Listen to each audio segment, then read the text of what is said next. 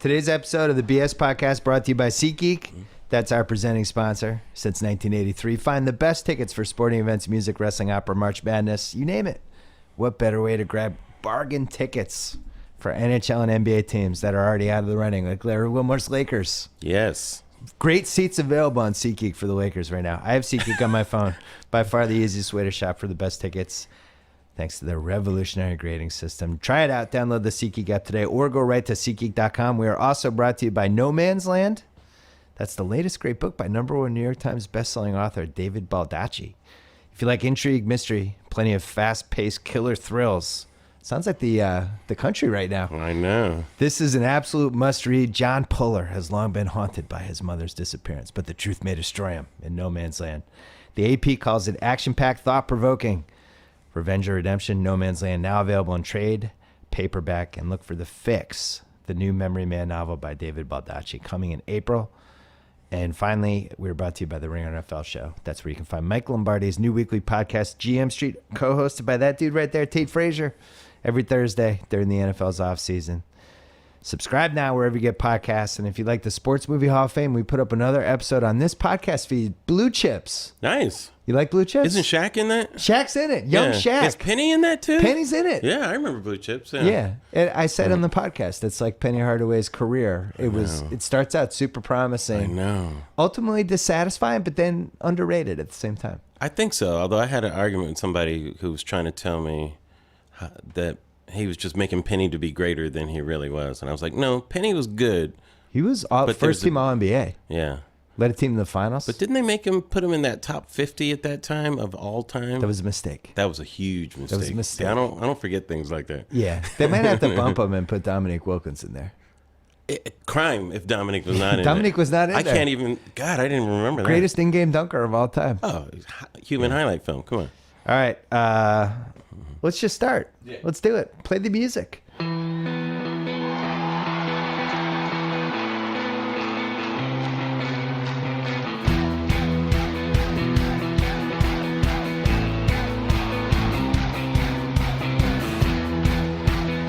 Larry Wilmore is here, fresh off really an emotional Lakers-Clippers game last night. Oh, my God. The worm has turned, and the Lakers-Clippers were ever... Although, it's not like the Clippers are lighting L.A. on fire either. It's just kind of a basketball sadness. Yeah. What was it like there? It's ennui, you know.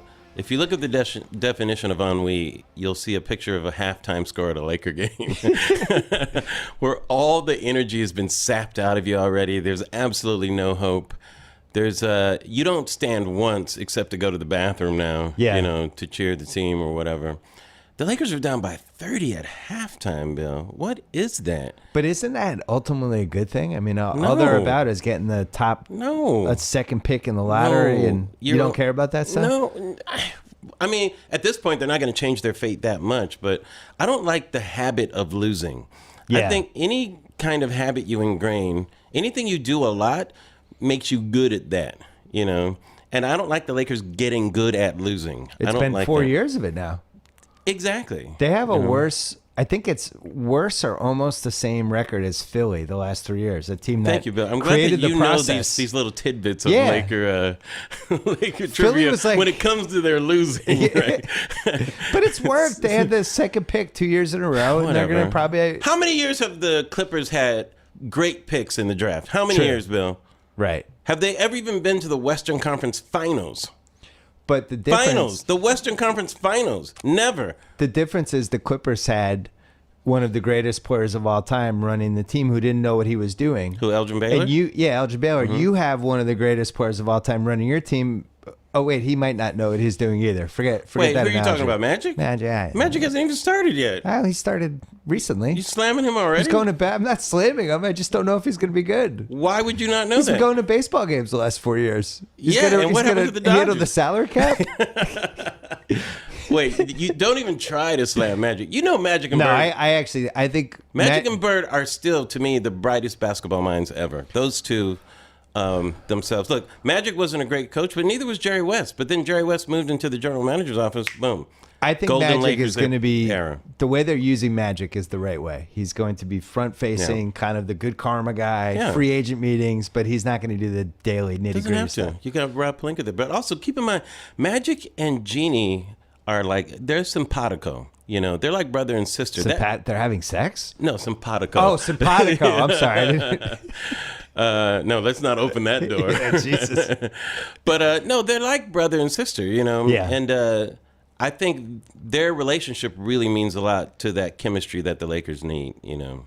Just a front office that is really together and supporting the team to go forward. So I'm so shocked that Jeannie Buss never found like the husband who just wanted to latch on, but also kind of like secretly run the Lakers. wow. She went down the road with Phil Jackson, and it was just not a great road. He never wanted to get married. Yeah. And she spent like, I don't know, 15 years with him. That's a long But meanwhile, time. she could have been with, you know, this like some rich guy who's And like a Jared Kushner for basketball.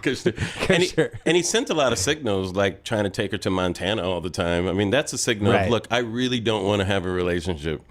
Yeah. And I'm going to move to New York. I'm taking Yes, this job exactly. 3,000 How miles can away. I make this clear? So, I mean, that's what I guess the Laker fans should be happy that she never found somebody who decided, let me I don't help you know out if with Jeannie the Buss's Lakers. relationship was... She's the most powerful person on the team. Yeah, but what is her... I don't know if her relationships have anything to do with how the Lakers are playing, though. It's the family has had everything to do with it lately. Yeah. She's got the brothers. So you read the Jimmy Buss stuff? No, I've never met them. I've never met the Buss family. So there was this article about Jimmy Buss that he's like a big late night seedy casino slot machine guy. Oh, like his dad. Was his No, dad? his dad was a poker player. His dad was a poker Dad was player. a poker player, but he spent a lot of time in casinos. Yeah, With, I as we shall say, ne'er-do-wells. right. Right. So I think that brother was in charge of stuff. Yeah. And I don't know if he had a good grip of the steering wheel, shall we say. Well, Not great. You're just bringing me down, Bill. No, I think it's in better shape now. I think so, too. Magic is good karma. Absolutely. Comes completely. in, good energy. He's going to practice with the players. Pelinka knows the league. He knows Yes. the agents. I like that team right now. Magic Yeah. and Pelinka, I think, are a good match. I thought the stories I heard the last couple of years about them behind the scenes were pretty alarming. Some of them have come out. Like the Like what? LaMarcus Aldridge free agent courting process was apparently a disaster. Like he wanted to go there. Yeah. And his agents were, he was like, I want to be a Laker. Yeah. I just want to be in LA. I want to. And then they had the meeting. Right. And it was like Kupchak, Jimmy Buss. They didn't really talk about anything. And then he would go to these other meetings and, you know, San Antonio was like, here's how we'd use you. Here are the shots you'd get. Was Kobe still on the team when they had that meeting? Yeah, that didn't help. Well, see, that was a murky time too when Kobe was on the downslide and people were kind of just, you know, it's like you're waiting for that family member to die was almost what it felt like. It's like, well, they just keep getting up for breakfast, so you know they're not dead yet. I don't know what we're supposed to do. Should we put here. the pillow over his head? Yeah, it's like, trust me, next vacation when you come, they probably won't be here anymore. Yeah. That's what it felt like when Kobe was there. It was a good tanking strategy, though, because it sold out tickets for that last year, especially. That wasn't a right? tanking strategy. That was a keeping Kobe happy strategy. It turned out to be a tanking strategy. Yeah, but it didn't He was help. like the least efficient player in the league. He's taking 25 shots a game. Yeah, but at least Crowd's chanting Kobe. Kobe's No, missing 28 It footers. was terrible. It was terrible. But whatever. Hey, he still has 5 rings, so that's the So important thing. where do you stand on Kobe now that the dust is settled? In terms of what? Overall? Yeah. Are you glad he passed through your life? Yes. Completely. Absolutely. Did he stay on a couple years too long? Yeah, absolutely. Would He you have did. wanted to be his teammate? Of course. Are you kidding You me? would have. Okay. Absolutely. So you just sort of run up and down, stood in the corner, and waited every once in a while. You get to take a shot. What Kobe are you talking about? Any of the Kobe's. Are you saying this as a Celtic or as a true NBA person here? I'm saying. As I mean, a Celtic you remember? fan. Okay, let's look at the early Kobe's. All right? Early Kobe. Kobe was the assassin then. He was not what we call the ball hog. If you look at how many assists Kobe would get even. You're during talking about Shaq era Kobe. Yes, Kobe had a lot more assists like than Shaq people era realize. Kobe. And also, people forget how great a defensive player Kobe was. All defensive team almost every single year. Very good. I mean, it pays to Yes. butter up the press. Those teams are great. Stop it. Those teams are great defensive teams. You know, Kobe doesn't get a lot of credit for that, but Kobe worked harder than anyone on those teams. Anyone. There was no one that worked harder than Kobe. And that's what doomed him and Shaq ultimately. It Ultimately, wasn't an 'cause ego thing. Shaq as wanted much. to rap and be a genie in movies. He You showed know? up out of shape, played himself into shape. Yes, exactly. And Kobe was this guy. All he wanted to do was play basketball, get in Yes. shape for basketball. No, think about basketball. All Kobe wanted to do was be the second coming of Michael Jordan. He wanted to be better than Jordan. So that mission statement was good and bad. You know, Yeah. a lot of the bad was all the isolation play that he did. You know, especially when his skills were gone, did Right. not serve him well. But the good was the laser focus to just beat everybody, to be the killer. So like 1999, Right. what would you have put as the over/under for titles? Because I would have said like 7. It seemed like they were going to dominate the decade. That Yes. year when they got by Portland, they That's get when over Del the Harris hump. was the coach, right? Well, but Phil shows up 99, 2000. Well, Phil showed up. They won a championship that year. Right. Right. So as that season's going on, before they get the Portland hiccup, they barely get by Portland, but then they blow out the Sixers in the finals. Yeah, but you use terms like barely get by. You know, a win is a win. You know, 7-game series, you could say barely get by, but the winner is considered the winner. That was the definition of barely get by. No, You're that- down 15 in the fourth quarter. No, that was the definition of imposing your will. That's the definition of. It's not barely getting by. Portland was looking around going, "What the fuck just happened? Right.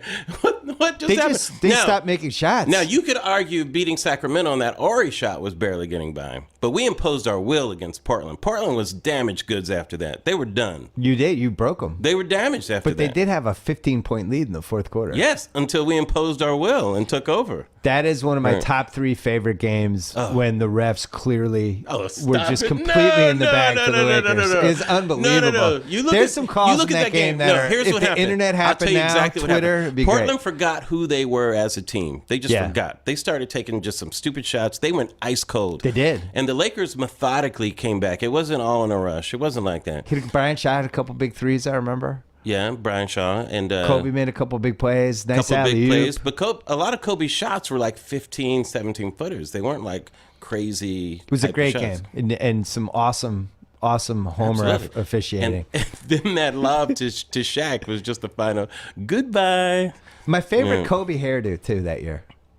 Yeah, I'm I trying to liked remember when which he one was grew, that. That he wasn't grew the it out a ball. little in the back. Yeah. No, he had it That was up a good because he's Kobe kind of hairdo. a small head, so the Yeah. hair kind of... He has that peanut head. Yeah. The Right. hair really helped him that year. And it was then in the finals, Yeah. Shaq fouls out, game Right. 4 Indiana, Yep. up 2-1. Yep. Kobe takes over Yeah. in the OT, makes some plays, wins the game. That's when I was like, wow, this guy really might be the next Jordan. Completely. But we were so desperate to find the next Jordan. I think now I know. everyone realizes I it's think not the league happening. was too desperate.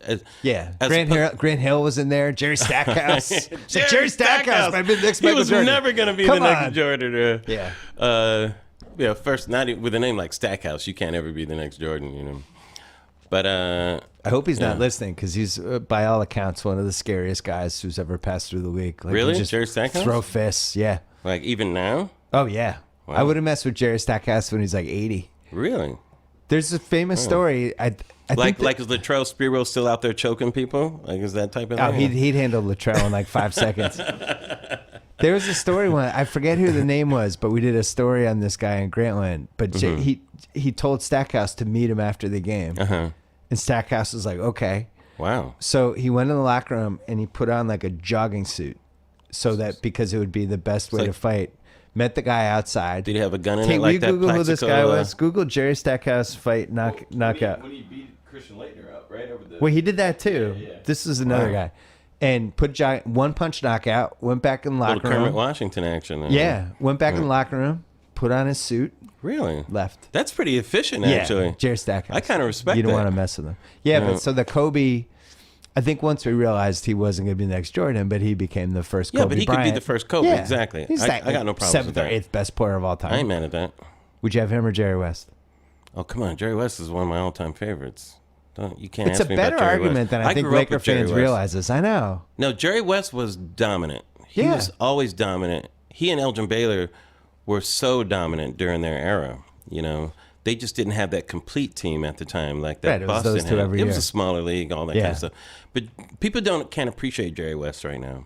I mean, he would continually drop that 35, 40 points a game. Huge game. He was an offensive force during that time. And it was a different league because It was if you different. like hurt your knee, you were never the same. Yeah, he hurt his Eusebio hamstring yeah. like in 1968. Yeah. And he was never the same. Right. You know, So and like, still had 4 good years after that. You know? well, that's the thing. That's what made Kobe's career special. Is it was basically after 07 before Yeah. the Gasol trade Right. it would have been wow, that guy had a great career, but he wouldn't have been like an all timer. But then he Right. had this whole second prime from 08 to 12. Yeah, well, Kobe's he's the Terminator. Yeah. And he's Terminator 2, actually, because he can heal himself instantly. It seems like the way Terminator 2 would regenerate his body. Yeah. That's Kobe. I mean, the stuff that he did, I still don't understand, like those mysterious trips to Germany and all that kind of stuff. And he would... Remember in the And 09 he played playoffs? in so much pain. Remember at one point, Kobe, I don't think he had any fingers left to like grasp Jason the ball. Pierre-Paul. I think he broke about every Pierre-Paul. That's hilarious. I think he broke about every finger, and his ankles were messed up, and knee. And I thought he was even going to play after the Achilles. I thought he was going to play. He actually made 2 free throws when he snapped his Achilles. He came back on the Right. court. But I've never seen anybody play through injuries outside of Jack Youngblood. I think playing on a broken leg. I think in a championship game. I mean, Kobe played through some ridiculous injuries. That's a great pre-internet moment. Jack Youngblood Yeah. and the broken leg. I know, yeah. I mean, like it was really broken. Like the guy in the Yeah. in the Super Bowl, the guy in the Falcons had a broken Yeah. tibia or something. Ugh. They taped it up and he was able to play. Right. Jack Youngblood had I think it was like broken in half. Oh, it's And crazy. they just kind of put the boards on each side of it or whatever Yeah. the story is. Yeah. You know, one thing you'd make me think of, I don't like this whole stopping a game in the NBA when somebody's bleeding. To me, that's everybody thinks that Magic is out there with AIDS or something, Right. Like, because that's when they stopped it. Because when- nobody understood how but you they got still AIDS do in it. '92. I mean, in Yeah. hockey, people are bleeding in each other's mouths. What about almost, UFC? UFC, you're bleeding they're all over dripping the place. blood. The whole audience, it's like a Gallagher concert. Psh, they're just getting splash of blood. Football, nobody goes. Basketball, everybody goes crazy if there's a speck of blood and they stop the game. You see all these hermetically sealed, Yeah, the gloves trainer and comes everything. out it's with crazy. he's cleaning Bill, your but what's up with kitchen. that? What I are don't they get that. thinking? I don't know. It's the only sport where that happens. I don't know. What are your Laker fan friends? What do you guys talk about? What keeps you motivated? What do we talk about? We Yeah. cry together. Okay, because it's now this is the Well, worst people stretch are in the looking history of the towards the franchise. future. Right now, everybody's looking at the draft, and I get that, and that's fine. I mean, at this point, it's over. Do you understand the stakes with the draft? Do you fully understand? There's a lot of good the players pick? coming out. Oh, of But do you course I understand you might not get the pick? Based on, you think the Lakers are going to be 4th? Yeah, it's possible. It's like a 50% chance. Yeah. Oh, yeah. Oh, Well, Brooklyn is firmly in last place, right? that goes to the Celtics. Phoenix is how many games So behind the Lakers have a 2-game lead over Phoenix. Game lead. Yeah, with 12 to go. This is like torture conversation. A 2-game lead You have over a 2-game Phoenix. lead. Who else? Okay, who's after Phoenix? It's really you. You got to worry about Phoenix. Yeah, but if we're 3rd, that doesn't matter. We don't lose our pick in 3rd. We lose it in 4th. Yeah, but they have the lottery. This is what I'm telling you. No, but it doesn't matter. We're You could, still have a protected if one third team, pick. if you're 3rd and one team jumped you, you'd slide down to 4th, and Oh, then that's you would have true, no with the pick. lottery. Yeah. Yeah. And Well, if you're whatever. the 2nd spot and 2 teams jump you, you slide to 4th. You have no Whatever. pick. Yeah, And whatever. wait, it gets worse because I wrote about this last week in the Ringer. If you, Tell me, how does it get worse, Bill? it gets worse. if you Tell me all the ways it gets worse. if you lose the pick this year, you Right. also lose your 2019 first-round pick to Orlando. Nice. But if you keep it, that pick turns into 2 second-rounders. So it's either Beautiful. 2 first-rounders or nothing on Right. that lottery day. What is your You should break out every good karma, what is your lucky prediction? charm thing. What is your prediction? If you get the second pick, it's a coin flip. It's 50-50. Second pick, we still will only. I'm probably, saying if you're in the second ping pong I spot. understand. We could, at the most, we'll get bumped down to 3rd because there's not going to be 2 teams that are going to be in that lottery position. Here's where you right? should feel good. Does the league really want the Lakers not to keep that pick? The league wants the Lakers to be good. The league Am I wants right? the Lakers to be good. Like they're happy that your Celtics are doing better, right? Right. Even though there is a ceiling and we know that, there's a ceiling, Right. but there's 2 great players in this draft. right? Lonzo and You Fultz. think there's only 2? I think I there's think this is one of those drafts like 2003 or maybe what was another one where there are with you. better players than we know yet. Oh, like, yeah. Like there's a Dwayne Wade in there who hasn't been identified there yet. might be like 2 Dwayne Wades. I agree. Yeah. And I think there's a 4 or 5 in there who's going to be ridiculous that hasn't quite proven himself yet. Tate and I were just talking about it before you got here. Like, the top 10. The 10th pick might be better than the 3rd pick. I think I agree. Lonzo is magic. Not Magic Johnson, but just I think he's like a magical player. I love that guy. He's got great court vision. I think he needs to score more, though. I think he needs to take over games more. I bet he does. The Kentucky thing is going to be an awesome test for him because he's got an odd release though in his shot. Yeah, it's but it goes unusual. in. It doesn't even touch the rim. Yeah, I think the thing I love about him is everybody. Very few guys are like this. Magic was like this. Bird was like this. Where it's contagious how they play. Yeah. And you see the teammates start to become unselfish, and they're running the floor and they're waiting to get the ball because they know he's going to give it to them. The feel that he has, I just think he's going to be awesome with better teammates. I think so too, because what he has, it's hard to teach. It's almost like geometry, the way he plays basketball. Yeah. Because it's all about, there are certain angles that you are just going to beat people all the time, and you understand those angles in basketball. Right. Like Chris Paul understands that brilliantly. Right. Like he knows how to create distance immediately and create just the right angles to just beat you. And it has nothing to do with speed or quickness. It's all vision. It's court. It's having a sense of the whole court. It's really like this incredible game of chess when you understand it, you know. Yeah. And Magic and Bird had that better than anybody. Isaiah Thomas had that very well too, you know. But he's got that. If you look at him play, he understands position and distance between players, and he knows how to pass it when a pass isn't open, but you just have that little bit of daylight once the pass starts, especially and then with the person's guys. completely open once the ball gets there. That takes court vision to understand that timing and that kind of stuff. The entry passes, I think he's going to be incredible. The Kentucky so. will be a nice test for him because their guards are really, really good, and their point guard Fox is an excellent defender. Yes. And the one rap on Lonzo is, well, athletically, when he gets to the next level and he's going against Westbrook and all these guys every night, can he hold up athletically? I think he can, but Fox is a nice test. And if he sucks in that Kentucky game, everybody would be like, "Oh, you see, I told you." I know. And I think he's so much better than that. Individual college games. Yeah, especially he's 18. He's got his dad's doing interviews left and right. I know. What do you think of his dad? Do you like his dad? I do. Yeah? You're a big fan of him? I do. I like crazy parents. Yeah. When Richard Williams, like when I was going to bring him up. when the sisters got a little afraid of him, it seemed like that wasn't a great place to be that in. was, But you know, that's also, who's this crazy brother from Compton talking all this in the whitest of white sports, too? Yes. Right. And they were Jehovah's Witnesses, so there was a lot that was going on there that a lot of people didn't talk about. Is he going to come knock on our door at the middle of the night? We don't know what's going on here. This Richard Williams. But, you know, the girls were kind of flamboyant, you know, as, well, tennis version of flamboyant, you know, wearing beads in her hair, Venus at that time. It was an amazing cultural moment. Yeah. That you have this sport that's the whitest sport we have other than maybe golf. And a sport that women were supposed to behave all like Chris Evert. Right. Even Martina was like, "Oh, she's a man. Get her out of here." Like, everybody was so mean to Martina. It's horrible. Look at the way she talks. Oh, she's got a girlfriend in the box. And people are horrible to her. Yeah. But then Serena and Venus show up. And really the attitude for 5 years was, this is terrible. What are we going to do? And because they were brash, too. Yeah. Yeah. They don't behave the right way. But don't behave the right way. I mean, how many times have you heard that? That's code for urban, code for black. Yeah, we don't. Oh, look at the way they dress. Right, exactly. Their hair. They're going to wear their hair that way? Yeah, and Earl Woods with Tiger was the same type of thing, you know, saying how he was going to change the game and all Earl that. Woods is right. The He was thing right. is, like, Earl Woods is right. Richard Williams is right. I wasn't mad at Earl Woods at all. All these parents who are this brash are usually know what they have. Yeah. The difference is this guy is talking about like $1 billion. It's like, he really doesn't give a fuck at all. He's like, no, motherfuckers, we're getting $1 billion. Yeah. I'm creating my own brand. Nike, you have to license my brand if you want. It's really smart. It's very smart. It seems illegal, but I looked at it from a bunch of different angles. It's completely legal. It's legal, yeah. Yeah, it's ballsy. He's saying, no, I'm Rockefeller, I'm Carnegie, I'm the brand. Right. You know, I'm drinking your milkshake is what I'm doing, not the other way around, you know. That was a There Will Be Blood reference for only a few minutes. I enjoyed it. The baller alert, not having ball in the name, not having Lonzo, but just baller. Yeah.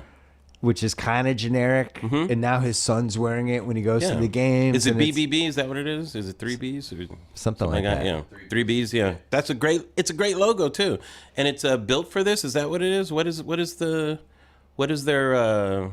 phrase, or I can't remember. LeVar's up to a lot of stuff. The only thing that's a mistake is saying he could be Jordan. Oh, that's just he crazy shouldn't have talk. said this stuff about He doesn't need to LeBron's say kid. that.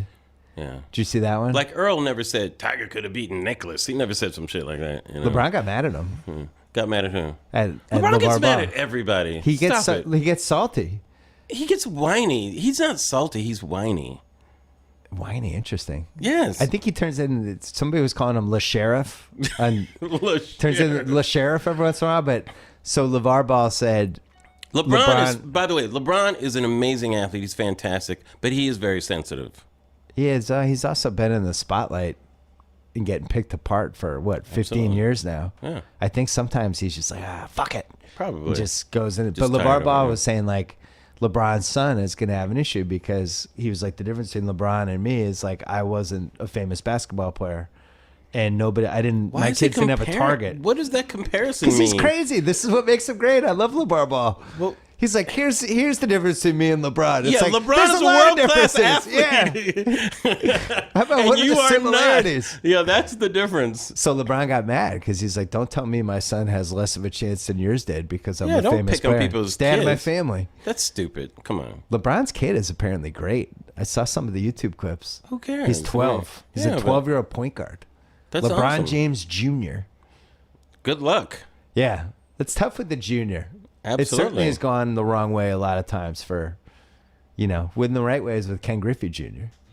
Yeah. But yeah. so you're pro LeVar Ball for the most part because he might be in your life if the Lakers for the get this most pick. part, I think there is some damage that you can do to a kid that hasn't proven themselves in that stage if you do too much. Yeah. And you don't want to, because a lot of what an athlete does, and even entertainers, it's not just how they're performing, but a lot of it is their relationship with the crowd or the audience and the fans. Like Derek Jeter always had a great relationship with the fans regardless of how he played. Yeah. He had a great career. But even if Jeter was hitting 230, nobody cared because they still love Jeter.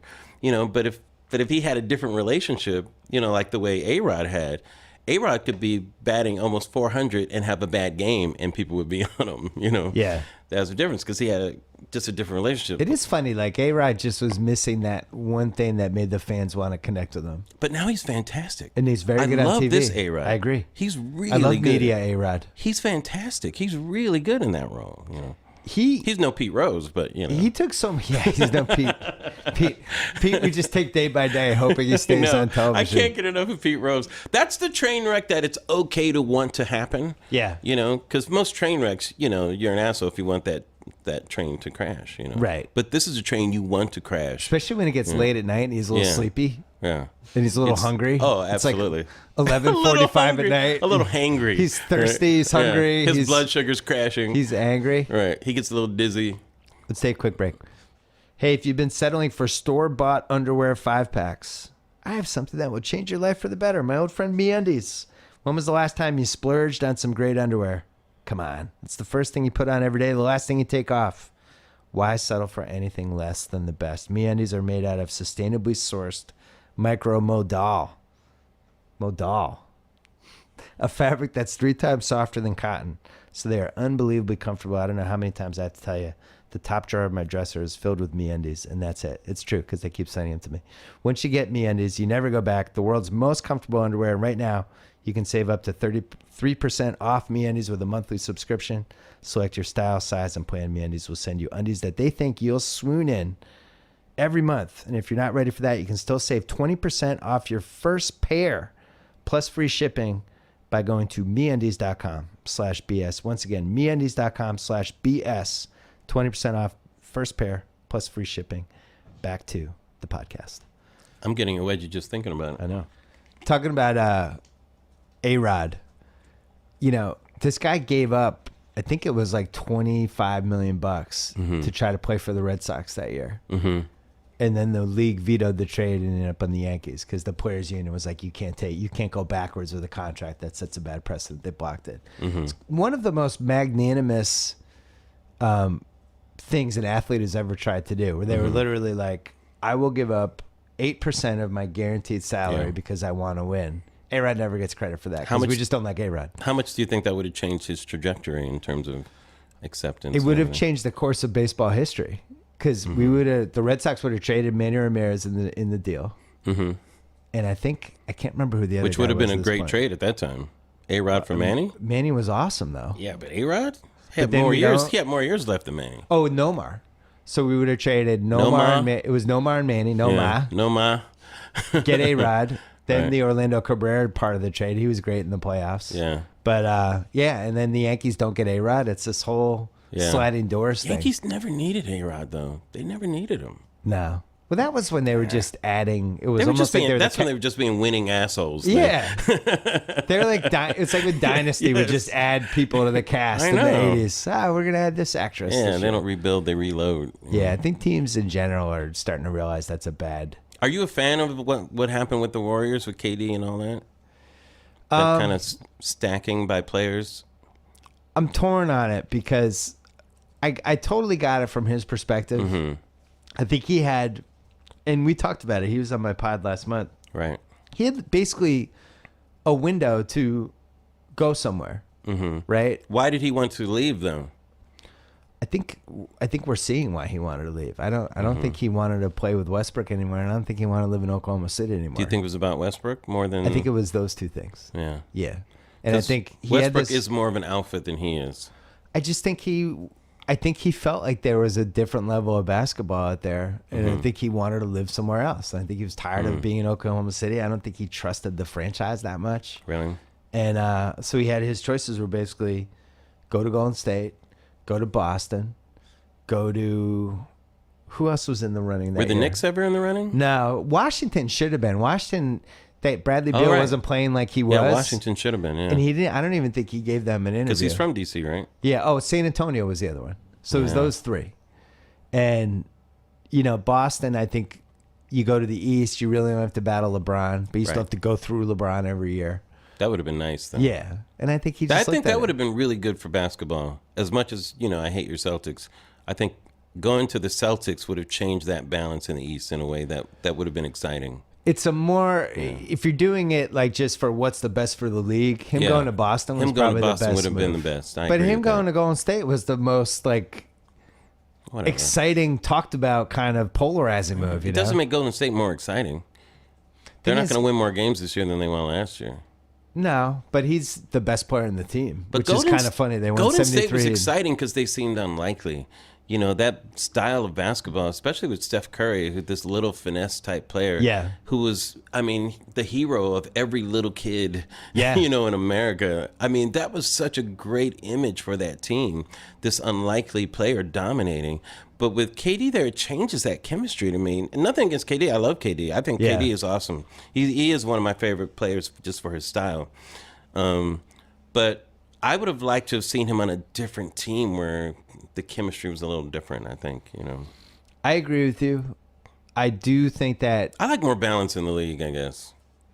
yeah, but this is the 80s was like this. There was three or four teams: There were at least That was 5 it. teams in the 80s. Boston, Lakers, Detroit, and Philly. Philly, Houston, Houston for 2 years. yeah.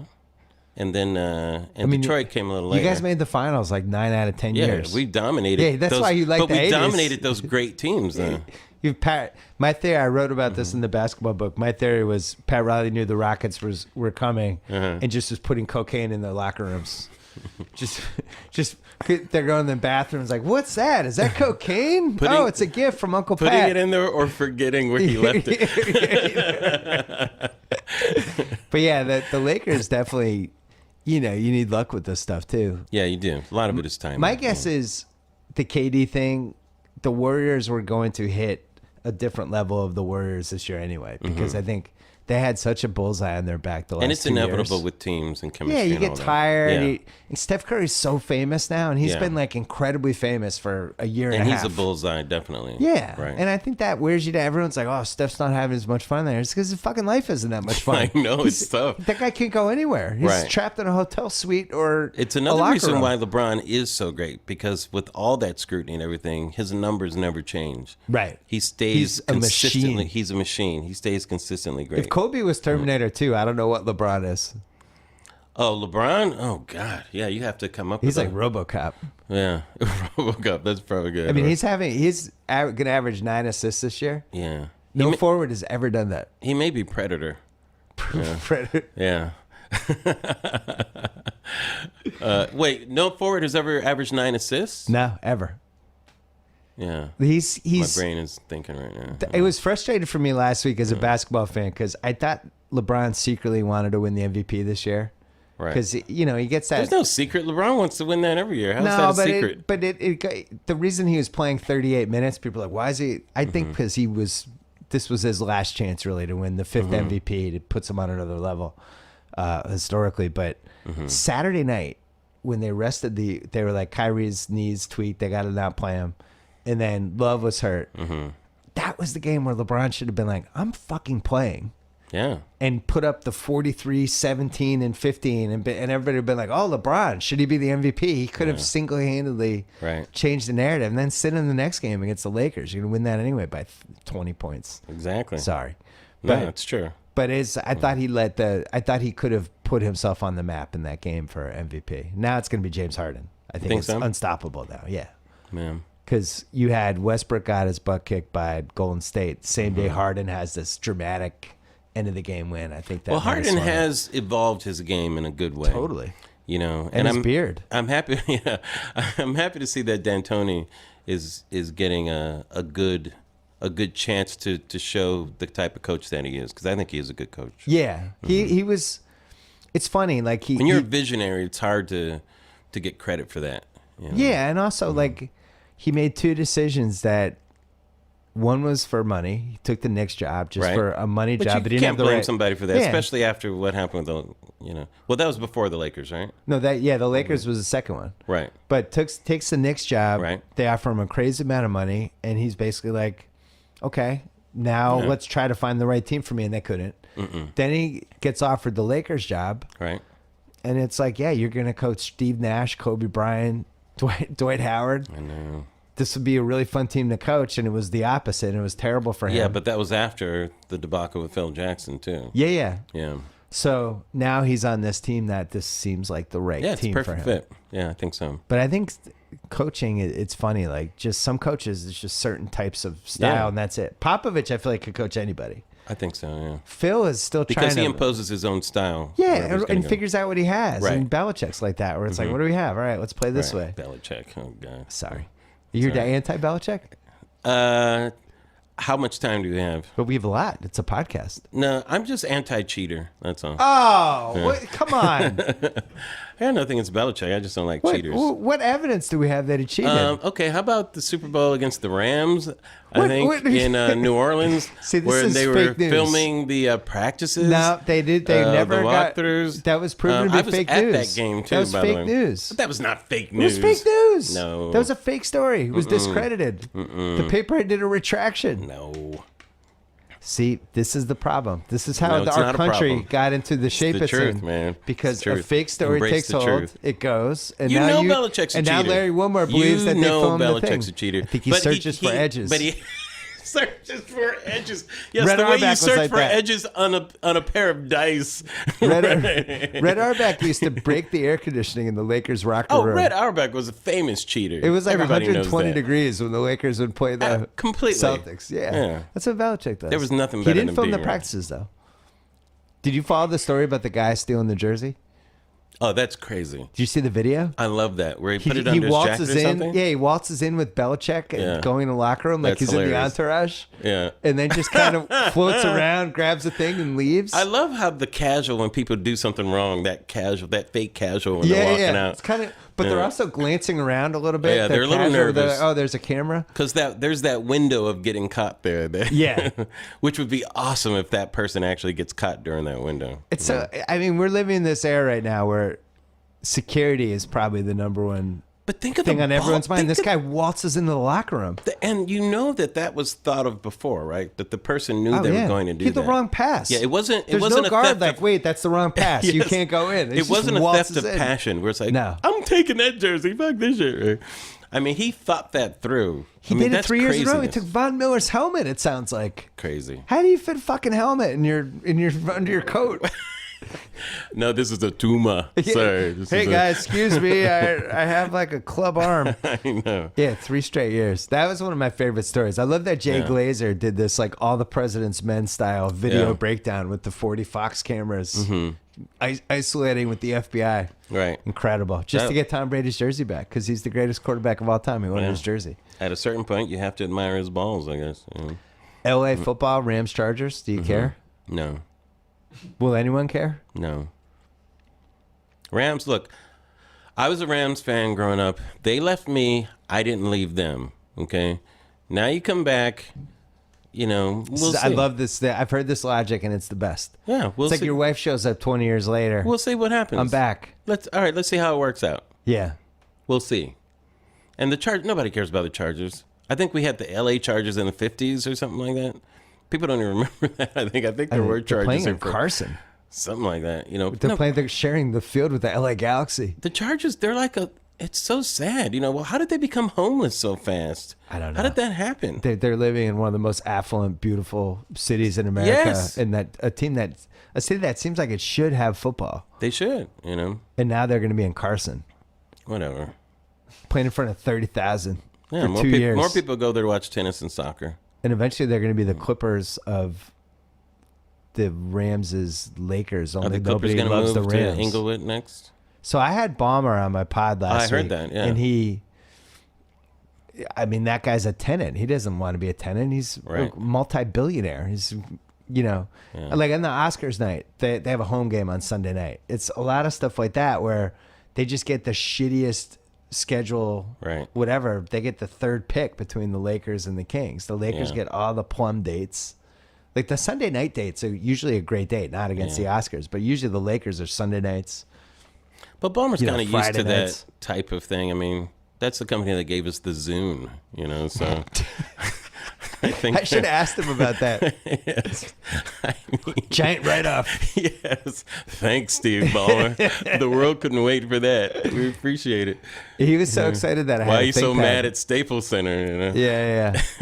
I think he gets involved with Kroenke, and they build an arena right next to the football stadium. Yeah, but then he's in the shadow of the Rams?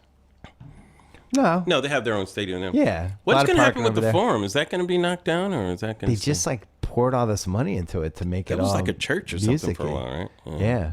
A lot of memories in that place, man. Yes, exactly. Dr. Buss, a lot of the 80s Lakers. Yep. Let's take a quick break. Quick break to talk about Books.com. Have you ever sent flowers online before? Let me tell you something. Not a satisfying experience. You're lured in with a $19.99 advertised price, but somehow when you check out, it's like $94. And then when the flowers arrive, they might be wilted. They probably are wilted, and they're definitely not like the picture. So come on. Those other flower companies are just middlemen. They jack up the price you pay. Luckily, Books.com offers a better way to buy flowers: tulips, roses, lilies, orchids. Why am I saying orchids? I have this weird thing where No, it's prompt or dizziness. Yeah, where I see the word and I say the word. No, I understand. I do that with Kushner too. Yeah, like all what these happens different is things. the letters overcome the words. Yeah, they overcome my brain. Yeah. Hydrangeans? Oh, God. Hydrangeas. Right, there you go.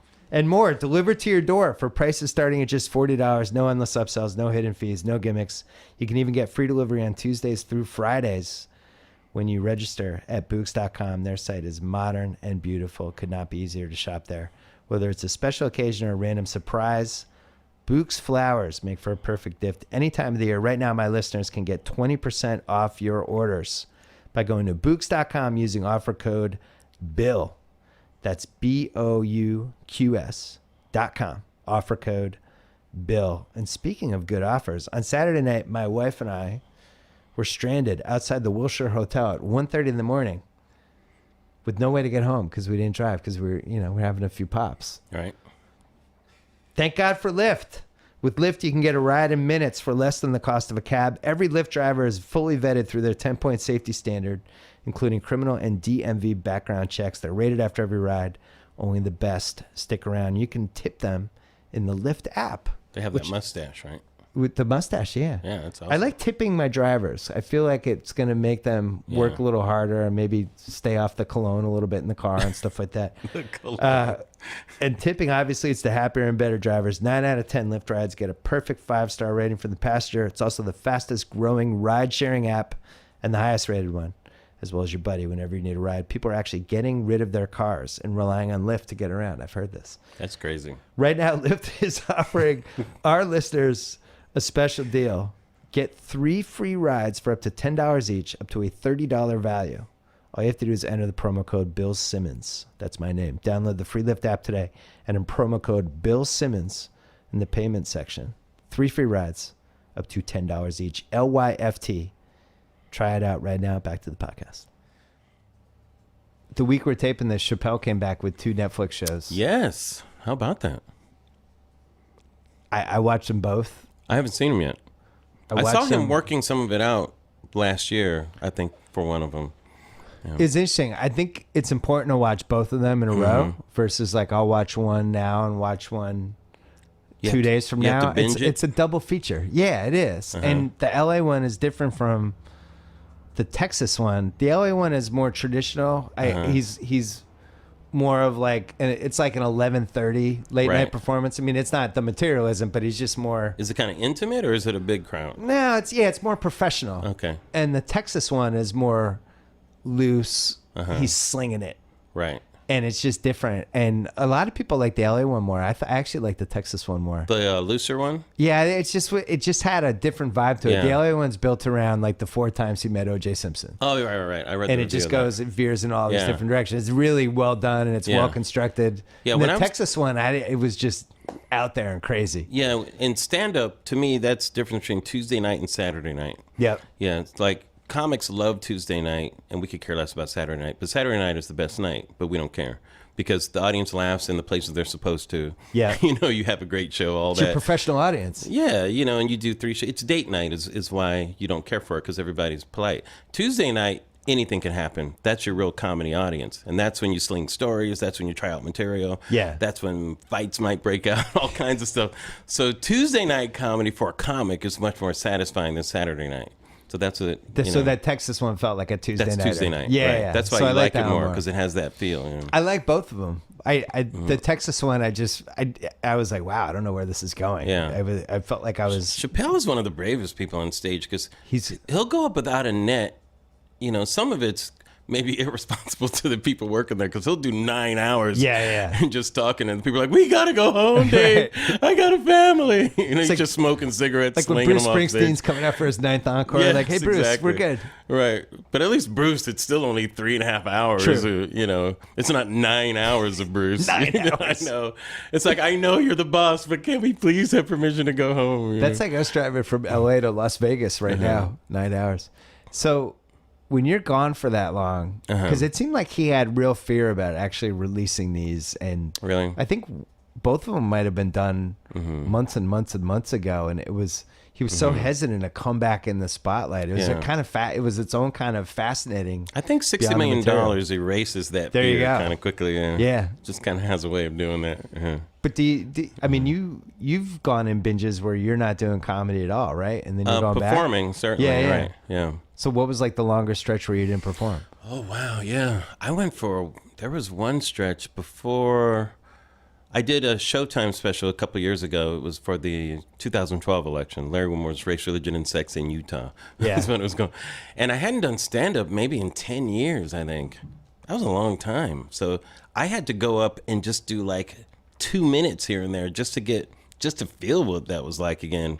And slowly, it took me about 6 months to start feeling good about it, and I started just writing more stand-up comedy jokes, and that kind of stuff, and commenting more stuff. And it didn't take that long to feel good about it again. I would imagine it's like golf where you just have to keep doing it. And if you stop doing it for a while, it can come back, but you have to go to the course and really hit, and you got to go to the practice range. And got to work in your short game, all your audience responses. The putting might go. Right, exactly.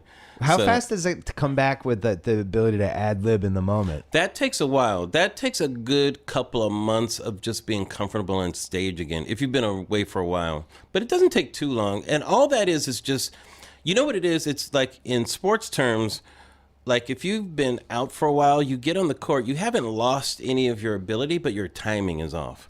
So Yeah. like your pass for some reason goes at their leg, or it goes at the wrong time, or you dribble off your leg. You don't know why that stuff is happening because you're just not relaxed in the moment.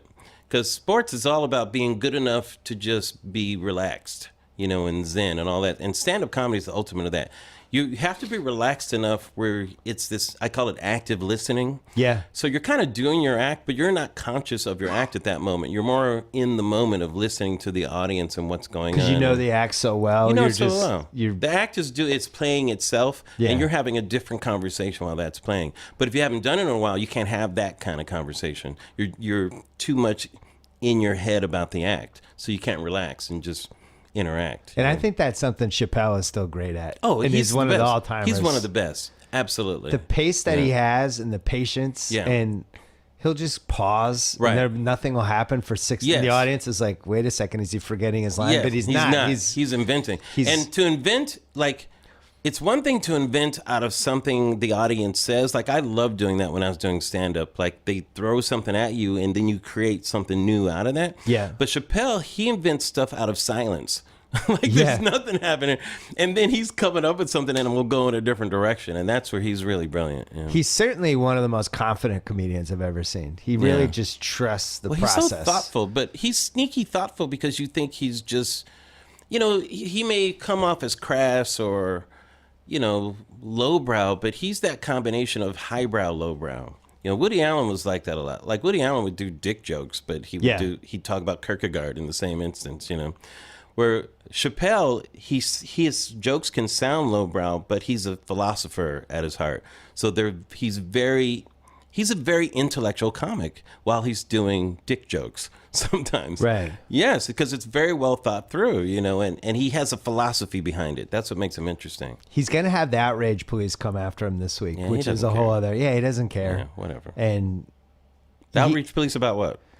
there's some gay stuff in there. There's some transgender stuff in there, and people are that'll be, I bet, a Right. narrative that unfolds over these next few days because He doesn't care about there's- political correctness. So, yeah. No, I don't. Right.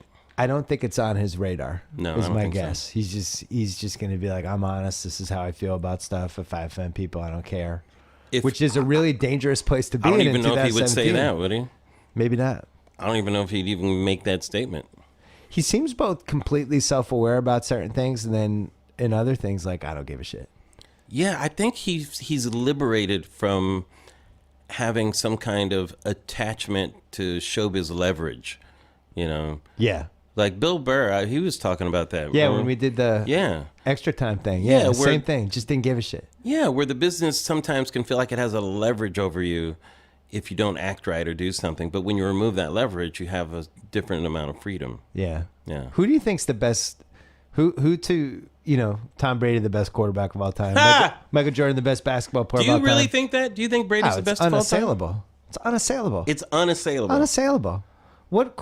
17 years of Brady versus any other quarterback? You're taking the How 17 many people years. are saying it's the system, though, too? What system? He is the system. I thought you were just saying how great Belichick is. The combo, I think, is great. He's the I greatest agree. coach ever. I agree. I think they're the best combo ever. Oh yeah, For their they're long- arguably the best for their coach, best longevity. QB ever, each separately. Good combo. I don't know if one is as successful without the other, though. Yeah. So who's the GOAT for stand-up comedians in your mind, living or dead? That's a tough one. I mean, it depends on what you like. I mean, for me and the people my generation, Richard Pryor represented that, but a lot of it was because of his honesty. Yeah, And when you look and fearlessness. his fearlessness and his raw funny. He Yeah. was all of those things too, and his sensitivity, all that kind of stuff, and his story. I mean, he grew up in a brothel. Right. It was a horrible childhood, and his grandmother was a badass. Yeah. I mean, she was not playing around. He suffered abuse, all kinds of things. But he was this childlike angel at heart. Somebody, I remember one of his exes told the story of the Cosbys coming over for dinner once, and she was describing Cosby as he seemed like the nice guy on stage, but was this asshole in person, and Pryor seemed like this firebrand on stage, but couldn't have been nicer in person. Right. I mean, believe me, Pryor he could be a headache as well, and he could be a nightmare also, but usually it was in the creative arena, and that type of thing. Yeah, it does seem like I agree with you. I don't think there can be a GOAT, but I do think people own different eras. Yeah, he definitely owned his era. He owned that era. I think Eddie owned his era. Yeah, but in a different way. Eddie, I don't know if he was the best stand-up in that era, but he certainly was in the 81, 83 range. I don't know if I'd call him the greatest stand-up. That was a golden era for stand-up in that time. I mean, there were a lot of people that we just don't talk about. People don't know how great Jay Leno was during that era. Seinfeld was, unknown during that era, but was fantastic. It was really both of those guys were only really known because of Letterman, which was the irony of how the Letterman thing played out. Letterman wasn't a great stand-up, but he was a really good stand-up. But Murphy was a brilliant comedy star, I think, more than anything else, And his stand-up specials were very funny, but I don't know if I'd call him, that's not on the same level as Pryor. It's just different, I mean, he did put out the Delirious special and Raw. I'll give you another example. During that same period, you could argue that Cosby's special was better. His Fatherhood, and the Cosby Show was. What was based the one on when he sat on the stool the whole time? Yeah, I think that was one of them. He did HBO would show routine. that. Remember when HBO didn't have a lot of content, but they would just show that all the time. Those are brilliant routines back then, So there was a lot of competition during that era for stand-up comedy. I'm with you on Cosby. It's so weird to almost like we're not allowed to think about his career anymore because of how horrible all the allegations. And next time, stop raping so many people. Yeah. But it's like he really was like the defining comic, and then had the defining sitcom, and now it's just like it's gone. It's been erased. Yeah, I know. And I'm sure, I don't know. When he dies, I mean, nobody's gonna be talking about the Cosby Show. It'll be like that's the guy who allegedly raped 54 people or whatever the number is. Yeah. What about Chris Rock? Definitely brilliant for his period. I don't know who else stands out during the Chris Rock period of just pure stand-up. I'm not sure. I guess there's different kinds. There's the guys that could, or girls that could.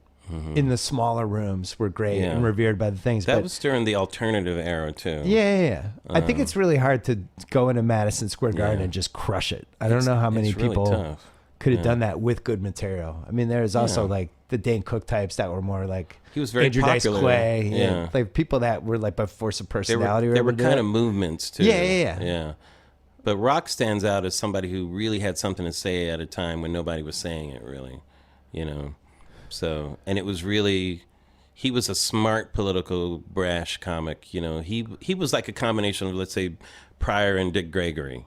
If you put those together, you get, that Chris Rock of that era. Who was the one you were the most jealous of? I'm not jealous of comics.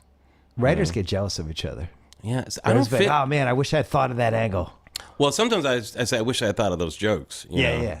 That's what I mean. Yeah, I mean. That whole Chris Rock routine. I mean, there's a war between black people and niggers. Right. It's fantastic. It's one of my favorites ever. Yeah, we did that on The Office, in fact, when when I was the diversity specialist. And was that a title? It was so much fun. And Steve Carell was doing the Chris Rock routine, and there were so many outtakes where he would just say, and the niggers, and my face is just blank looking at him, and we would laugh. So you'd say cut, and we would just start laughing so hard. It was so much fun. Yeah. Who's behind the scenes in The Office during that era? Oh man, The Office. I mean, that's like a murderer's row, right? Yeah, absolutely. How many years were you there? I was there the first 3 seasons, 2.5, I guess, because the first half season. By the way, we thought we were going to get canceled at any moment during that first half season. Mike Schur, who's done everything. B.J. Novak was on the writing staff and in the cast. Mindy Kaling, writing staff and staff. That whole cast was fantastic. So do you know behind the scenes, you knew like this is a special group? Oh, yeah, you knew it right away. Yeah. Greg Daniels, who ran it, had such a keen eye for talent, and really let people write and perform and that type of thing, And he's got an interesting comic mind himself, Greg. So that was fun. When did you go to the Daily Show, or when did you start doing stuff for them? Daily Show was around 2006. I was in a transition myself because I had started as a stand-up comic and performer and got into television writing, producing because I felt like Hollywood would never find me. I was too specific in my type, you know. I wasn't ghetto, you know, and all that kind of stuff. That's interesting. Yeah. What does too specific, not too specific in your type even mean? Well, I remember Robert Townsend talked about this in Hollywood Shuffle where, you know, that term urban, you know, with the quotation mark, you had to be from the ghetto and that type of stuff, you know. And Hollywood was really kind of putting black comics into one category, that Def Jam category, you know. Whereas when I was a kid, there were many different types of black comics. You know, Bill Cosby was the storyteller. Dick Gregory was a political comic. You had Red Fox, who was the party records type of comic. Kind of. What was Jimmy Walker? Jimmy Walker, he was more of a traditional comedy club stand-up. With great taste in writers. Like all like the great comics from that era wrote for Jimmy Walker. Yeah. Well, he was a joke teller type comic. Yeah. You know, he really joke. But then you had somebody like Godfrey Cambridge, who was more of a hipster during that time. You know, completely different. You know, Flip Wilson, who was more of a vaudevillian type. One of my first favorite celebrities. Oh, Flip Wilson the Flip was fantastic. Wilson show. I was like 4. I think that was like the first show I loved. A lot of great writers came out of there too. Yeah. So it was a really crazy era for people behind the scenes. Yeah. Who you're like, wow, that person was just a writer for the show. Oh yeah, and like Steve Martin wrote on the Smothers Brothers. Jim Brooks, all and those Albert people. Brooks. Yeah, Albert Brooks. Yeah. Crazy. So then Daily Show happens. Daily Show happened when I was in the transition of wanting to perform again. Yeah. You know, and trying to figure out what I wanted to do. And that was a great time because Colbert had just left to do his show. Ed Helms was going over to do The Office, and I was from The Office going over to do The Daily Show. Oh, like a It's flip. like a prisoner exchange program. Yeah. Oliver had just started, like maybe 2 weeks before I did. Asif Manvi had just started. Rob Riggle had just started. So Daily Show was making a lot of different moves at that point. It was very exciting, actually. Is it weird that you and... I mean, it is weird that you and Stewart both basically are sitting out this... Oh, it's crazy. This whole... Well, John's been doing his appearances on Colbert, I've noticed. Once a month or so, yeah. Yeah, exactly. Because he's one of the exec producers, actually, on that show, too. He dips his foot in every once in a while. Exactly. But when did it go away? Last August. Yeah. And who knew that? Exactly. No, it kills me every day when I see all the things that are happening. Kills me. We've been a lot to discuss. Worse than the Lakers. Would have been a lot to discuss. Although now it's like, it's getting so crazy. Yeah. I don't even know what the, like if Stewart was on, I actually think he would have an amazing amount of well, John sway. He definitely has his own take on stuff, and he's a big media critic as well. But I honestly believe, you know, there's a theory about multiverses out there. I think we're in one of those multiverses right now. Like, I don't think this really happened. It's just a multiverse. Oh, like, yeah. What with is Trump the thing getting that elected, the famous thing? What's this called? That it has a name.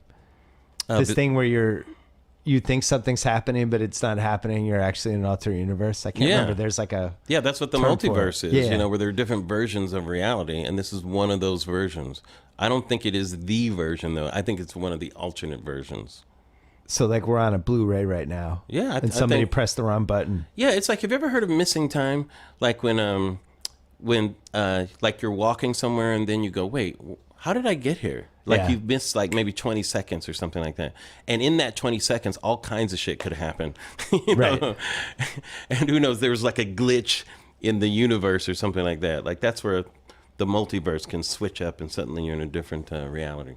All this is true, by the way. Would your show be different, the same? Like, would you have I think every with it show at all? evolves. It's hard to say, you know. I mean, we would definitely not be running out of things to do. That's for sure. You know? It's hard to predict what you're going to do. But, but I miss it and the people there and all that kind of stuff. And still trying to figure out ways to weigh in. I was on Bill Maher's show a few weeks ago. I was going to ask you about that. Yeah, that was a lot of fun. That made some news. Yeah. Kind of. Yeah. Bad. Did the alt-right come after you at all? No, not at all. They actually went after Milo Yiannopoulos. Okay. That's good for you. Yeah, but I don't give a shit. Go after that guy and stay away from me. I mean, that's why I was sitting there, and he's like, saying, "You need guests that don't have such low IQs and aren't so stupid." I'm like, go fuck yourself. Right. Who the fuck are you? I'm a grown ass man. You're just gonna say some shit like that to me when I'm sitting here? What do you think this is exactly? Right? I mean, come on, Bill. So I mean, that wasn't even a political point at that time. right. It's like, motherfucker, who are you talking to? I'm sitting right here. You think you could just say this to another human being and I'm not going to reply? It went beyond politics. He thought he was like typing it on a message board and not actually saying I it guess. to your face. Yeah, this isn't Breitbart, motherfucker. Yeah. We're not on a message board. So you created Blackish. No, You I did not co-created- create or- Blackish. No. Kenya Barris created Blackish, and I was there. You shepherded Blackish. Yes, I was there helping to produce the pilot and the first few episodes. I co-created Insecure, which is on HBO. Yeah. With Issa Rae. And now you're Now gonna I'm create some other stuff. working on a spin-off of Blackish, a college show with Yara Shahidi, the girl. We should say she's the oldest daughter. She would is be the oldest best way daughter, for- right? And she's very talented, and that's going to be a lot of fun, kind of a college show. And So- working on something with Rob Riggle right now, too. Oh. A multicam over at ABC, so that's fun. So a college show Yeah. with a black freshman who's a girl. It's going to get compared to a different world, Possibly, but it's but it's not going to be a different world because that was 30 years ago. correct, right? Yeah. I think there should be more college shows. You think so? Just in general, yeah. The two things that aren't on TV that I never understand are that, most people went to college and can relate to some sort of variation of some college story. And then I always thought like grad school, law school, medical school, Yeah. those whole worlds I'm always fascinated by too. And yet you turn on NBC and there's an entire night of Chicago shows. Yeah. There's Chicago. If there's a law, there's a medical, Yeah. there's a fire PD. and a yeah. police. Right. And there's one night where all three of them are on, and it's just Chicago, on your cable guy, it's just Chicago for 3 Yeah. hours. I mean, Tommy fucking loves it because he's from Chicago. Right. My family's But- from Evanston, so there you go. But there's 4 Chicago shows, Yeah. but we can't have one college show. I'm glad you're doing this. What, do you want more Boston shows? Nah, Boston's too polarizing. Chicago's the middle of America. Oh, Chicago's not polarizing No, it's in at the middle. all. Chicago's right between the West Coast and the East Coast. It's a little more middle America. I Yeah. think that's why they do it. Well, you'll always have cop shows. Cop shows will always be on television because there's I mean, always think a about conflict it, man. there. It's been since the Mod Squad in the 70s. Yeah, but what's the conflict in grad school? Oh, I hope I get my thesis done on time. Grad school. I've got 2 years to get this done. What's gonna happen? Dun dun dun. Grad school. All right, I'm going to answer that question. Competition. Yeah. Well, I mean, what's the difference between grad school and college? It's the same thing. They're away somewhere being competitive, and they're in this. They're friends. Yeah, and but you haven't had your dreams crushed yet when you first start college. You're still kind of it's innocent. a fair point. Yeah, looking at the world a certain way. You're so more specific in grad school, I think. Post college, there could be like a You don't know student what loan the show. hell's going Yeah, on. there's just you're paying back your student I loans. like That's the that. whole show. We should do that. Yeah. I like that a lot. It's 10% interest. This is how shows get created. Pay So- that shit back would be the name of it. Yeah. So, Tonight on Pay That Shit Back. Or it's called Get in Line, bitches. so you go to these meetings. Which meetings are you talking I about? don't know now? when you go pitch these shows. Okay. Now you're asking, how does it work? Is No, what the- because I know how it works, but I Okay. want to go through it. Okay, So you go okay. in. Do you go with one hard idea, or do you have? You mean in general? Yeah. Do you have the one good idea and then the 2 in the back pocket that you throw out in case you Yeah, don't it's like like the way that. they We don't like it. respond? Wait, I got some others. Wait. Grad school. Don't leave yet. So I'm fascinated by grad school. Grad school, bam. What's the process? It's different for every situation. Usually when you're pitching something, it's a very formal process. You set up a meeting, you're going in with a certain idea, and usually they've kind of heard about it already. Yeah. And you make a formal pitch. I've done informal pitching over the years and that type of thing, which is more of a kind of an interesting thing where you just kind of informally, like if you're already in a relationship with the studio or network or that kind of thing. Back when I was at NBC, before I did The Office, Kevin Riley had just taken over, and I was running Whoopi Goldberg's show at the time in New York. She had a show on NBC. It was kind of a political show, actually. It was a lot of fun. Yeah. And she was like running a hotel or something. We did a lot of terrorist jokes. It was after 9/11, that kind of stuff. But it was fun. It was actually a lot of fun. And we went out to dinner, and he was saying, I had mentioned that I was working on an idea, and he said, but I wanted to really kind of form it and work it out before I went in and pitch. And he said, oh, what is this idea you've been thinking? I said, well, I'm not really ready to pitch it. He said, oh, well, just tell me. You don't have to pitch it. Just give me a little bit. I said, well, okay. And I just told him like the one line. He goes, sold. And I go, really? Wow, that's great, And ended up making a pilot just from that one meeting. So that wasn't a formal pitch. They always say if you can describe the show in one in one sentence, it has a better chance. I believe that completely. In fact, I work with writers and that kind of stuff too, and I always try to get them to describe their show in a sentence or two and tell me what it's about. And I think the more you can do that, the more clarity you have about that, the easier it is not only to write it, but to tell other people what it is. So what's Insecure in one sentence? A woman that isn't quite sure who she is or where she's going, and she's at, that point in her life. That's where we started from and wrote the show out of that. Bernie Mac's show was children are terrorists. I don't negotiate with terrorists. It was really that simple. And that idea is in the DNA of every scene of the Bernie Mac show. Like, there are terrorists committing terrorist acts right now, but I am not negotiating with them. My job is to end the terrorism. Yes, that's exactly right. And that's what that show is about.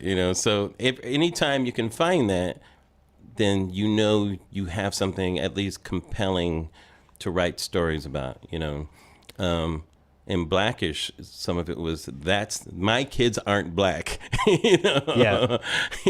That's not the black that I know. It was in that arena, and that was compelling, because it's like their story is not my story. And you can write stories about that. It becomes universal. Every parent can relate to their child having a different story than they now have, I was amazed that my kids found Blackish on Hulu. Yeah. Started watching it and kept watching it compared to all the crap that they watch. Yeah. And I was like so happy. I was like, oh, this is actually a good show that you'll get to learn things from and characters that, Right. versus like the Disney Channel shows where it's like, my nanny is also an alien and, all these stupid things that they watch. Kenya and the crew over there, man, what's special about that show to me, there's the content of it with some of the social issues and stuff, but it's an amazing cast. Yeah. I mean, Tracy Ellis Ross, to me, was hiding in plain sight, where a lot of the business did not see how brilliant she was, And Anthony had everybody knew, but he just hadn't found the right show. It was one of those. And Anthony is so talented. He's able to do both drama and comedy. He did this Turn on the Shield where he played this drug dealer. Oh, my God. I mean, I was scared just looking at him there. And Anthony, he's so talented. He's just very, very funny, too. And them as the co-leads are such a winning combination. And you just start adding people to that. And you get to have Lawrence Fishburne on your sitcom. You have Morpheus. Morpheus is on your sitcom, for God's sakes. Did you know he was the number one choice for the Sam Jackson role in Pulp Fiction? No, I didn't know. There was this sheet that came out about, it was Tarantino's wish list for the parts. Right. And it was Fishburne for the Sam Jackson part. I was like, wow, it's a good movie. What if? Yeah. What's that movie like with Fishburne in that 1994 Fishburne in that role? I still think it's hard to think of anyone else than Sam Jackson. So it kind of belongs and to their him. Chemistry, he and Travolta had an amazing amount of chemistry in Travolta, it's its own podcast. Oh, have you ever had him on? No, I would love to. I would love to just go through his movies. Travolta. That'd be fun. He's an interesting guy. My experience with Travolta dates basically my entire life because he was Vinnie Barbarino. Right. And he was the boy in the plastic bubble in the TV movie. I know, that's right, yes. Couldn't get out of the bubble. Yes, that's right. He sang, and then he was at Saturday Night Fever, and then all of a sudden he became the most famous person in America. Yeah. Then he tailed off, and then he came back. Yeah. Then he made a bunch of bad action movies that I love. Know. Broken Arrow and Con Air. I have a theory about stars, though. I think if you've been a star, as opposed to just a good actor, but if you've been a star, I think there's something about that quality that can always be reignited at some point because there's just. I agree. Because there's just something about it that is just mysterious, But it just takes the right thing. But I think a star never loses that. I think that was Tarantino's logic with Travolta. Mm-hmm. Yeah, I remember him talking about that in the mid-90s. Just like, guy was one of the biggest stars of my life, and I just felt like it couldn't be gone. Yeah, it can be gone if there's drugs. Like I think Richard Pryor destroy them. Yeah, that's true. That's true. By 82, 83, Richard Pryor was like, that was sad. But he also had MS, and that was taking its toll. Yeah. Cocaine. I know. This Cocaine is the from sad part of the 77 to podcast 80. Yeah, forever. this is. No, the sad part is we're going to end it with. Do you want to talk? Can we talk about the country for 2 minutes? Sure. Anything. Anything that, as you watch this, we're what at like day 60? What's your biggest fear right now? Well, my biggest fear is that we have someone leading the country that is, to me, making an assault on just the truth, you know? Yeah. And a lot of it is the casual lying that it creates this exhaustive type of fact checking that people become uninterested in. And, you know, to not have the confidence in our leader that we can even suspend our disbelief that they'd be telling the truth, you know, and just to have that wiped away and just to not be able to put your faith in somebody, whether you agree with them or not, you know, is just a sad point to me. It's just sad, you know. And that's not, and I agree, and that's not even number one for me. Yeah. The just overall security. Yeah. And you read about, oh, things are really deteriorating fast with North Korea. It's like, well, that seems awful. Yeah. You know, and it's the foreign policy stuff that scares me the most. It scares me the most too, because I said that when he was running, I said he's an existential threat to the United States of America, but I've amended that, and I believe he's an existential threat to the safety and security of the free world. It's starting just to... his comments about NATO. Look at the way he treated Merkel. Yeah. Do we have a more important ally in Europe than Germany right now? Yeah. I don't think so. I mean, the carelessness and the thoughtlessness. I mean, when you look at somebody like a Lindsey Graham, who is very thoughtful, you know, and is very intelligent, and you could just see his disdain for Trumpism as he's talking, and he's trying to be a loyal member of his party and everything. And it's like, I wish we would get more people like that too, on the same side. It's not going to take the opposition. God bless the resistance and all that, but it's going to take people, honorable people on that side of the aisle, to call a spade and to call this out. Also, when you look like a complete mess from the outside, yeah, that makes you vulnerable. Because now these other, if you're a country that's like, man, this could be the time for us to make a move. And all the when you see the people who try to defend him, like Sean Spicer, like he's playing a game of Twister all the time. You know? It's so sad. And they just get reduced to nothing. After a while, he's just going to be kicked to the curb, and he's going to be worthless in any arena because he will have lost all credibility. He doesn't and seem by to see that that time, yet. the administration won't even care. You know, He'll be on just Chris move Christie's sports radio show. Yes, and they don't even care Mike Francesa. They don't even care about Christie anymore. He's just gone, right? I always think a good rule with this stuff is, it's the old Reagan question of, is your life better than it was 4 years ago? Yeah. Which is how he won in 1980. But right. The cousin of that is, do you feel safer than you did 3 months ago? I don't care what side you're on. There's no way anyone feels safer right now than they did 3 months ago. I don't feel safe with the country in his hands. Look, at least Ronald Reagan, he had run a state. He had an ideology that you could agree with or disagree with. Yeah. But his governing was built on that ideology. That's what he ran on. You know, Trump's ideology is being a narcissistic sociopath. I mean, that's all it is. It's Trumpism. I don't think it has anything to do with governing or America or anything. That's my personal belief. It was very strange to see how obsessed he was with the voter fraud angle during a time when he's putting together his cabinet, what his first 100 days are going to look like. Right. And he's still worried about people thinking that, you know, the election, it's like, why do you care? You won. Right. Put your cabinet together. Run the country. It's like trying to reason with the hoarder, you know, when you're talking with Trump.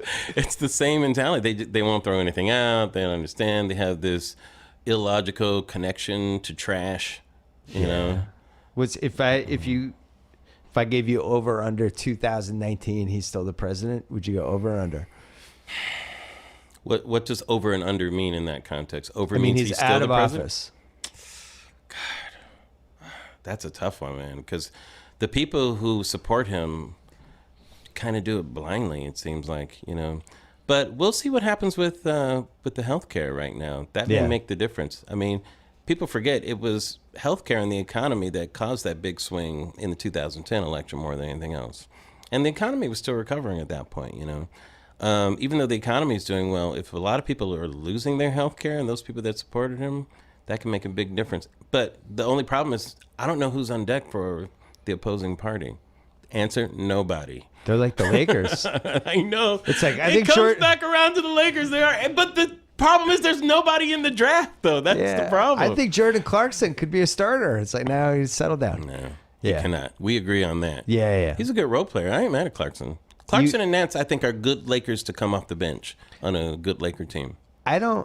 I thought the Russell pick and the Ingram pick that's fine. Maybe you'd take Porzingis over Russell if you did it over again. Ingram, the draft wasn't that great. Yeah, it's just weird that they don't have a guaranteed All-Star yet. No. Go through the roster, it's like, oh, that guy's 100%. I bet my life that guy's gonna be an All-Star team barring injury. You wouldn't pick anyone. Julius Random Ingram is what I call him. You never know what's gonna happen with them. Just random, It's tough to break your leg in your first NBA game. I'm not mad at you. He's not a bad player. He's a bad omen. He's just kind of reckless. Yeah, it was almost a Clippers thing that was happening it really to was. us. Yeah, it's amazing he wasn't on the Clippers when it happened. I know, he should have been. But how about Sean Livingston? That happened to him, and I'm so happy for his career right now. Amazing. Yeah, that's a good story. It was like his knee, it exploded. I know. It was the worst knee injury that's ever happened. Is it? Pretty much. And to come back from, right? He almost had to have his leg amputated, so that's got to be... Like when your arteries are basically in trouble, that's a bad knee injury. Right. Yeah, he tore every knee ligament. What's the worst injury to end a career, do you think? I mean, probably the guys who get like paralyzed. But yeah, that's true. I mean, not counting those. Outside of complete paralysis outside of death. that. I guess it's someone dying in a boxing ring, Larry, would be the worst injury. I think one of the most fucked up ones was the Bo Jackson one. Oh, because it was so hard to understand how it happened, and it was the weirdest type of dilemma, where blood wasn't getting to a certain part of his hip. And it was also like it was an injury that only could have happened to him because anyone else gets the hit and just falls over, but he was superhuman. So his leg's kind of still going because he's not a real. And it took away this unstoppable force for all of us, too. That's one of my saddest ones. That's one of the saddest ones, yeah. Doc Gooden's way up there for me, too. Well, Doc Gooden's injury? No, just that Doc Gooden, the cocaine. He had more of a fall. That's what I mean. I'm just talking about guys who should have been better than they were. Yeah. Bo's way up there, but Doc is like, I just feel like Doc Gooden should have won 500 games. Yeah. Would have been awesome. There's been a lot of basketball guys too, obviously. Oh, yeah. Absolutely. Now it seems like all the basketball guys have their shit together. I think they do a nice job of prepping them when they get in the league. I think the older guys take care of the younger guys. I think they're smarter about having good people around them. Yeah. They don't make it too much money right away, so they don't lose their minds like the guys in the 90s. And it just seems like, and also really seems like an unusually aware, smart group of guys. Like you compare them to the other sports, and it's like, I think basketball has the smartest guys. That certainly wasn't the case always, but now I think like. Well, they have the most leverage, I think. That helps because of the CBA and because the basketball players more, I'm trying to think of the other sports right now. Arguably more than any other sport, an individual can turn a game in a bigger way than any other sport, game after game. Yes. You have a pitcher in baseball can do it, but he's playing once every 4 or 5 games, And it's the most marketable too. Absolutely, without a doubt. The NBA is such a naked sport. The guys are just there. They're in their little sleeveless jerseys and their shorts, and they're on TV, close-ups constantly. And should we bring the short shorts back? We should not. We should not. Maybe Lonzo Ball. That'll be one of his gimmicks for the Triple B.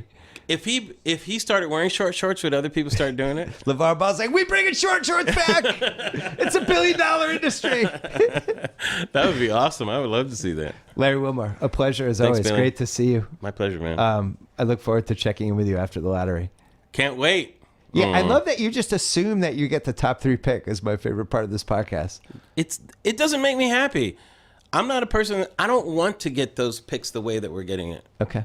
Yeah. All right. Larry Wilmore, thank you. It's all right. I like winning. Thank you. Thanks to SeatGeek, thanks to MeUndies, thanks to Lyft, thanks to Books.com, thanks to No Man's Land by David Baldacci, thanks to Pearl Jam, and thanks to Larry Wilmore. Back on Friday with one more BS podcast. Until then.